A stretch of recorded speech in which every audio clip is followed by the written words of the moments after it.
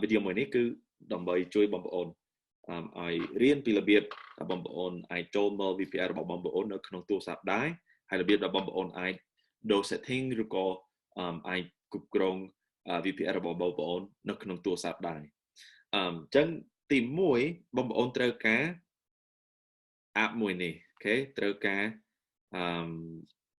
កម្មវិធីមួយនេះអូខេឈ្មោះថា RD Client អូខេអញ្ចឹងបើសិនជាបងប្អូនអត់ទាន់មានគឺបងប្អូនគាត់អាចចូលទៅក្នុង App Store ឬក៏ Google Play សម្រាប់ Android ហើយបងប្អូនគាត់អាច search RD Client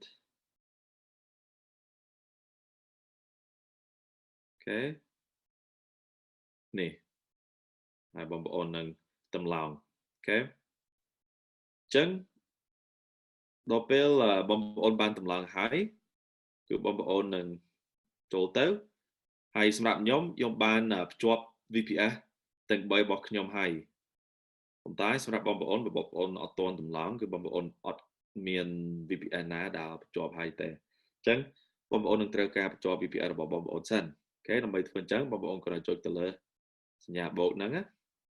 តមកចុចទៅលើ desktop ហើយនេះ PC name គឺបងប្អូនអាចរកនៅក្នុង email អូខេអញ្ចឹងបងប្អូននឹងចូលទៅក្នុង email បងប្អូន search new 4x VPS គឺវានឹងចេញព័ត៌មាន VPS របស់បងប្អូនហើយអូខេអញ្ចឹងនេះគាត់ជាឧទាហរណ៍ណាអញ្ចឹងបងប្អូនចុចទៅលើមួយនេះហើយនៅខាងក្រោមអូខេនេះគឺជា IP អូខេលេខនេះអូខេអញ្ចឹងបងប្អូនអាច copy and then paste អញ្ចឹងអូខេប្រហែលជាមិនបាច់ HTTP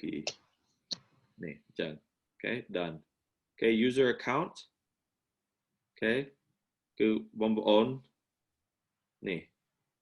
គឺ username trader អូខេអញ្ចឹង user account trader អូខេ trader គឺខ្ញុំនឹង add user account អូខេអញ្ចឹងបងប្អូនគាត់អាចចុចទៅលើ add user account ហើយ username .trader នៅក្នុងទូរស័ព្ទបើយើងមាន user account មួយដែលឈ្មោះថា trader ហើយគេនឹងឲ្យយើងដូរឈ្មោះបន្តិចគេនឹងឲ្យយើងដាក់ពាក្យណាក៏បានយើងដាក់ you know យើងដាក់ blue ហើយដាក់អញ្ចឹងហើយយើងដាក់ trader អូខេមូលហេតុដែលខ្ញុំធ្វើអញ្ចឹងគឺដោយសារខ្ញុំប្រើពាក្យ trader ហើយអូខេអញ្ចឹងខ្ញុំត្រូវធ្វើអញ្ចឹងប៉ុន្តែបើសិនជាបងប្អូនតម្លើងជាលើកដំបូងគឺបងប្អូនប្រើពាក្យតែ trader បានហើយអូខេហើយសម្រាប់ password គឺបងប្អូននឹងយកនេះហើយនឹង paste អញ្ចឹង save អូខេហើយបងប្អូនចង់ដាក់ឈ្មោះយើងដាក់ demo អូខេដាក់ test អូខេ test ដាក់ example អូខេអូខេឥឡូវខ្ញុំត្រឡប់ទៅក្រោយវិញហើយខ្ញុំចុចទៅលើ save អូខេឥឡូវមាននៅកន្លែងហ្នឹងហើយ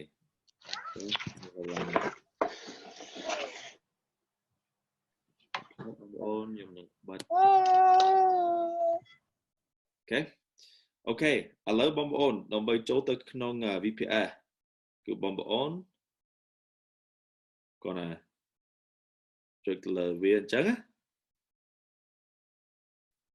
ហើយឥឡូវបងប្អូនអាចចូលទៅក្នុង VPN ដូចបងប្អូនចូលទៅក្នុង VPN នៅក្នុង computer អញ្ចឹងអូខេឥឡូវឧទាហរណ៍ថាខ្ញុំចង់ចុចប៊ូតុងស្ដាមគឺខ្ញុំគ្រាន់តែចុចឲ្យជាប់អូខេឃើញទេបើខ្ញុំចង់ចុចធម្មតាខ្ញុំគ្រាន់តែចុចធម្មតាអូខេបើសិនជាខ្ញុំចង់ទាញខ្ញុំចុច2ដងហើយខ្ញុំអាចទាញបានអញ្ចឹងបងប្អូនអូខេ ហើយបាទមានតែប៉ុណ្្នឹង បងប្អូនអូខេចឹងឧទាហរណ៍ថាបងប្អូនត្រូវបិទ software ឬក៏ត្រូវបិទការជួញដូរគឺអញ្ចឹងគឺបងប្អូនអាចធ្វើបានអូខេនៅក្នុងទូរស័ព្ទដែរអូខេបងប្អូនចឹងមានតែប៉ុណ្្នឹងបងប្អូនមានសំណួរអីទេបងប្អូនអូមួយទៀតដល់ពេលបងប្អូនចង់បិទវាបងប្អូនគាត់ណាចុចបន្ទាត់3ហ្នឹងនៅខាងលើហ្នឹងហើយបងប្អូនគាត់ណាចុចទៅលើ end session ចឹងណាឬក៏បើបងប្អូនត្រូវការឧទាហរណ៍ថាបងប្អូននេះចុច setting ហើយបងប្អូនចង់ដូរឧទាហរណ៍ថា weekly goal អូខេដើម្បី why គឺបងប្អូនគាត់អាចចុចទៅលើនេះនៅខាងលើអូខេនឹងបងប្អូនចុចនេះហើយលើបងប្អូនអាច why បានហើយដាក់លេខអាចដាក់អីបានហើយអូខេបងប្អូនអញ្ចឹងមានតែប៉ុណ្្នឹងបងប្អូន